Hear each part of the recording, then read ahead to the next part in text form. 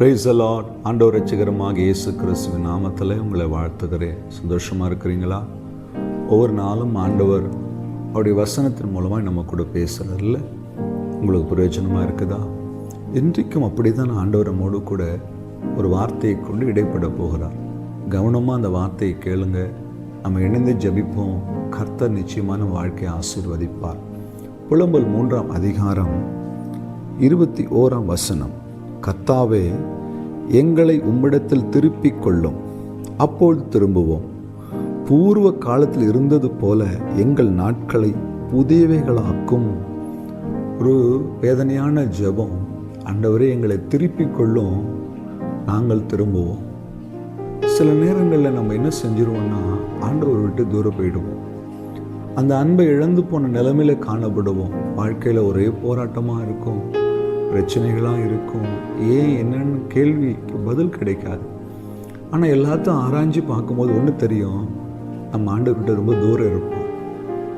தாவீது சொல்லுற, ஆண்டவரே, உம்மை விட்டு தூரம் போன போது நான் கலங்கி போனேன், மிகவும் கலங்கி போனேன்.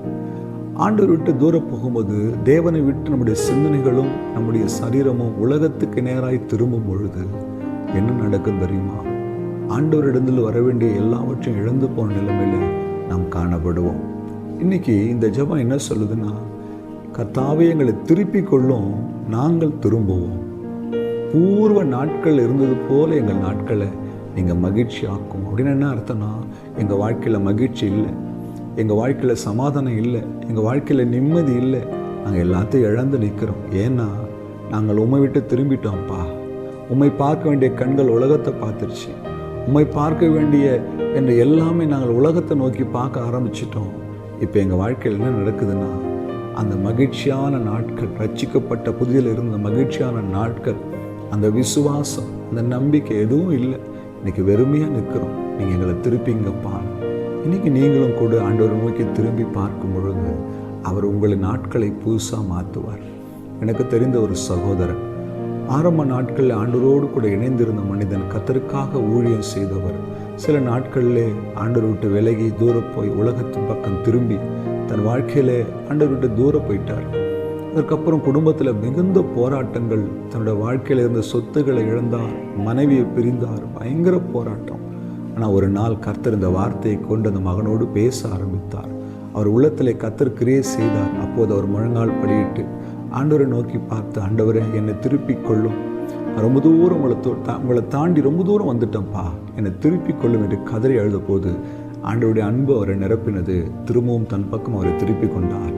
அவர் நாட்களை கர்த்தர் புதிதாய் மாற்றினார். அவர் எழுந்ததையெல்லாம் திரும்ப கொடுத்தார். சமாதானத்தை கொடுத்தார், வளர்ச்சியை கொடுத்தார், உயர்வை கொடுத்தார், ஆசீர்வதித்தார். என் அன்பு சகோதரனே, என் அன்பு சகோதரியே, கர்த்தர் பக்கமாய் திரும்ப வேண்டும் என்று விரும்புகிறார். அந்த வாஞ்சை உனக்குள்ளே இருக்குன்னா, ஆண்டவரே, என்னை திருப்பிக் கொள்ளும் என்று கதறுங்க. கர்த்தர் உங்களை திருப்புவார். பூர்வ நாட்கள் இருந்த அந்த மகிழ்ச்சியை கர்த்தர் உங்களுக்கு திரும்ப கொடுத்து உங்களை ஆசீர்வதிப்பார். ஒப்பு கொடுத்து ஜெபிக்கலாமா? கண்களை மூடுங்க. அன்பும் இரக்கம் நிறைந்த நல்ல ஆண்டவரே, இந்த வார்த்தைக்காக ஸ்தோத்திரம். நீர் எங்களை திருப்பிக் கொள்ளும், அப்பொழுது நாங்கள் திரும்புவோம். இந்த கரத்தில் ஒப்பு கொடுக்கிறோம். பூர்வ நாட்கள் இருந்த அந்த மகிழ்ச்சியான அனுபவத்திற்குள்ளே, அந்த வாழ்க்கைக்குள்ளே இந்த வார்த்தை கேட்கிற ஒவ்வொருவரையும் நடத்தும். இயேசு கிறிஸ்துவின் நாமத்தில் பிதாவே, ஆமென். ஹல்லேலூயா. God bless you.